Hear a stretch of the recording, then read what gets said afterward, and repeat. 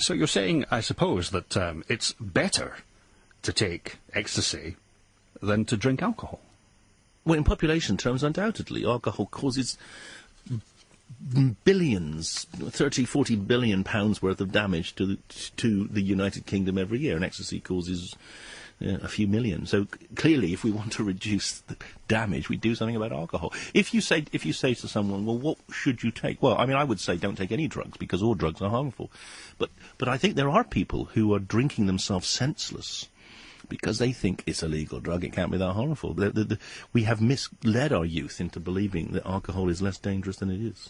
Would people be shocked by your view that it's better to take cannabis, ecstasy, than to drink alcohol?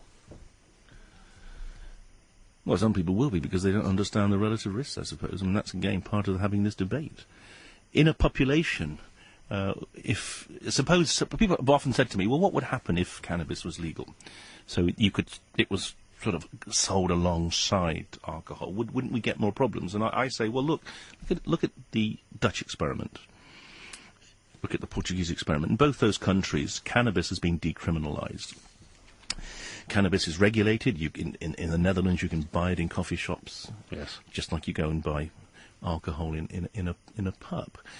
They have very little damage from cannabis. They have actually somewhat less use of cannabis than we have in this country, possibly because making it available actually loses some of the cachet. You're not breaking the law, so there's they're less interesting to young people who want to sort of show that they're doing something different. But I'm not in favour of making all drugs legal and having them actively marketed. The problem with alcohol is that it is too actively marketed. The rise in alcohol-related damage has come about as a consequence of the relative reduction in the price of alcohol. The real price of alcohol, in terms of people's spending power, has gone down to about a third of what it was 20 years ago. But what do you say to families, many thousands of them, certainly millions around the world, whose lives have been blighted by drugs, where sons and daughters have died because of drug use? They of course, know the real impact of drugs such as ecstasy, LSD, cannabis. What do you say to them? Well, what I say to them is what I say to everyone, that all drugs are harmful, or potentially harmful. Some are more harmful than others. Virtually no one's ever died of LSD. Very few have died of ecstasy. Very few have died of cannabis. Millions, 2 million a year, according to the WHO, die of alcohol. And what I find fascinating about this discussion is that people focus on deaths from illegal drugs. And somehow they think that they shouldn't happen. They somehow think that because a drug's illegal, people won't use it. Now, that's self-evidently wrong. And what we should be saying is, how can we reduce the harms from all drugs, including alcohol and tobacco? Half of all smokers will die of a smoking-related disorder. Now, we've made progress with smoking. We've tried to stop at least smokers killing other people through passive smoking.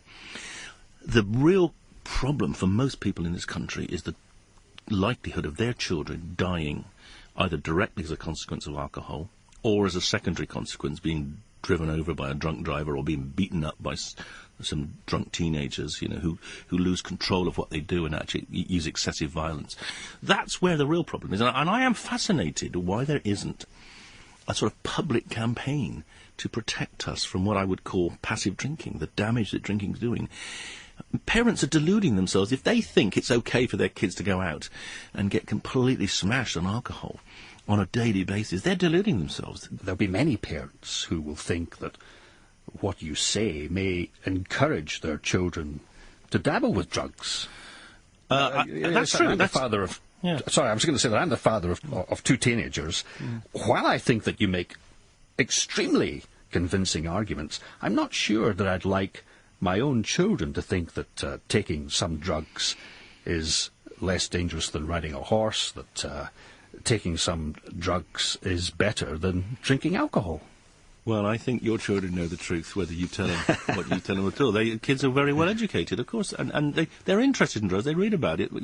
In a way, I have 4 children, and some of my children have taken drugs, and some of them have run into trouble with alcohol. Now, that will be the pattern across the country. And Yes. overall, all you can do with children is tell them the truth. You can't force them. We know that the law doesn't stop them taking cannabis or ecstasy, and in fact, if they, the law may in fact aggravate them in terms of if they get arrested. I mean, one of the saddest things, one of the things I find really distasteful that the last government was responsible for was that they tried to stop people using cannabis by criminalising them. And from 2004 to 2008, they doubled the number of people who had cannabis convictions to 158,000 a year. 158,000 people get a conviction which may well change their whole trajectory of their life. Once you have a criminal conviction, it's very difficult to do certain jobs. It changes your attitude to society. And I say to them, well, what have we achieved by doing that? We might have deterred a few people from using cannabis, but it wasn't going to harm them much anyway. So why are we using this archaic criminal sanction to deal with what is actually a kind of social health problem? And that is why the law needs to change. So personally, I don't think we should criminalise any drug use. We should treat it as a health issue like they do in Portugal. We should try to encourage people to not to harm themselves through drugs at all. You mentioned earlier that your own children had dabbled with drugs. How did that affect you? And what actually happened there? Well, I've spoken frankly to my children about drugs and alcohol and the dangers of that, and some of them have told me, well, they've told me they've used drugs and that their view is that alcohol they've seen more damage from alcohol than from cannabis, for instance, and I've just engaged with them in a discussion about this because they are clearly, and their peers are much more drug experienced than I am. I come from a different generation, and so it's interesting to know what their take on things. And what they consistently say is they want the truth. They don't want to be preached to, and this is not just my children; it's all children. They don't want to be preached to. They want to be treated as individuals who are responsible for making their decisions about their life. They want to know the truth, and then they want to make their own decisions. And one of the key things to tell them, of course, is, look, drugs may not be particularly harmful, but any criminal record you get would be very harmful. And they need to understand that too. So if they are going to do something illegal, they should do it knowing what the risks are. And I think we owe that to all our children. We should. But of course, as I said, I don't think we should be criminalising anyone for using a drug. Dealing's different, but not using. Now, what about yourself? You must have taken drugs.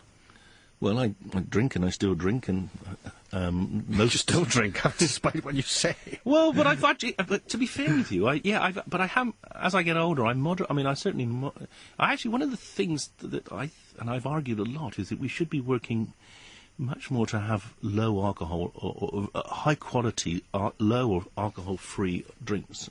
I like to drink beer, but now I tend to drink alcohol-free beer most of the time, except if I can relax, and therefore there's going to be no impairment of my function with alcohol. As a student, yes, of course, I took a bit of cannabis because pretty much every student at Cambridge at the time did, and I didn't particularly enjoy it. It wasn't a particularly great experience for me, and partly because I don't smoke, and I have a small amount of asthma, so I used to cough a lot. But I'm not. No, my interest in a rational drug law isn't from my personal experience. It's about thinking about the nature of justice and why it's arbitrary to say that alcohol is a safe legal drug and cannabis isn't, and people shouldn't be criminalised for having a different drug choice to people who prefer alcohol.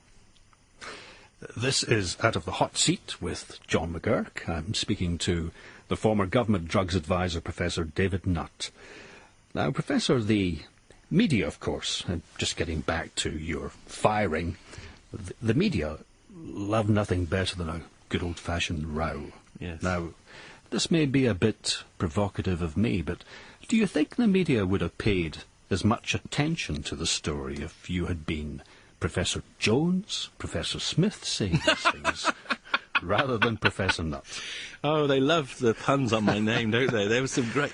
They really do, I mean, I'm the nutty professor in most of the not the broadsheets, the red tops. Yes. Although some are even more noxious. They call me Professor Poison.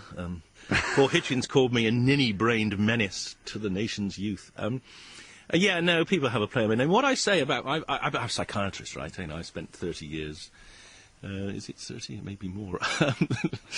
Working with psychiatric patients. So yes, it's nearly 40 since I first saw my first psychiatric patient. Yes. It's the name. I say to people, say, "Well, isn't that embarrassing with your name?" And I say, "Well, my hero was Lord Brain, and he was a neurologist." So, what other profession could I go into with a name like that? Yeah, but this must affect you, though. People taking your name and making a play on it. Yeah. I think if I'd been running a news agenda on the day that the story appeared about horse riding being more dangerous than ecstasy, I think I'd be saying, now who's saying this? And someone would say to me, well, it's Professor Nutt. And I say, my God, that story needs to be sort of pushed up the agenda. Well, that may be true. I don't know if that's true or not. But it probably doesn't.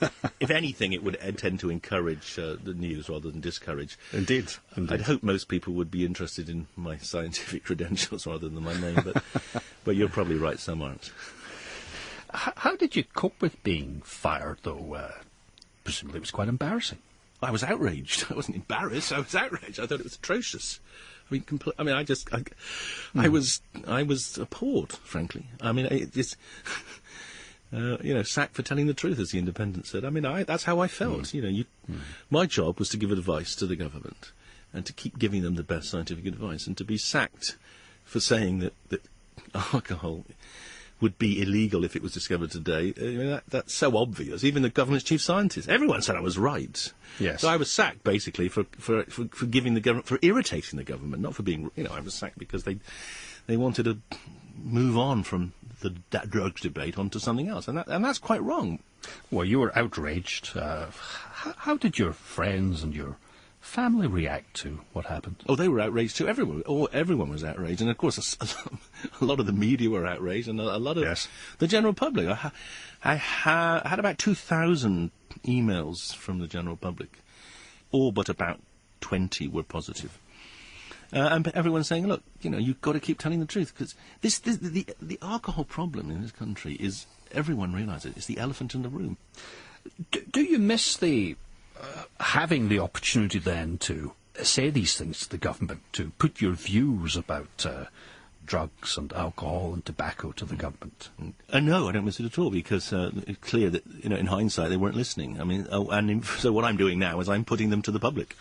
So I've just switched my direction. I've set up a new committee, the Independent Scientific Committee on Drugs, which is just a scientific committee. The old ACMD was a mixture of scientists and policemen and teachers and sort of the broader community, whereas this is just a scientific committee. We're working very hard to redo the analysis that you alluded to early on about the relative harms of drugs.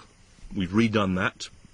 I'm hosting a summit with the Lancet to promote these new data and this new analysis later in this year, so there's going to be quite a lot of public debate around that. So I'm trying to rectify that. So I'm actually working just as hard, but now I've decided that my audience will be the public, who I think are actually more interested than politicians. Yes, so you're continuing your fight, if you like, yes. But you're doing it from the outside rather than the inside. That's right, yes.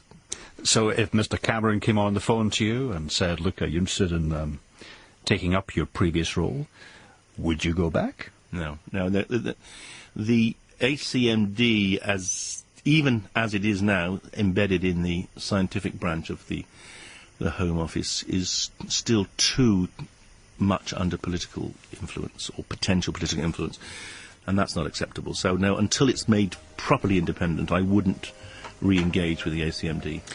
Professor David Nutt, it's been a pleasure to talk to you. Thank you so much for joining me today. Thank you very much, Steve.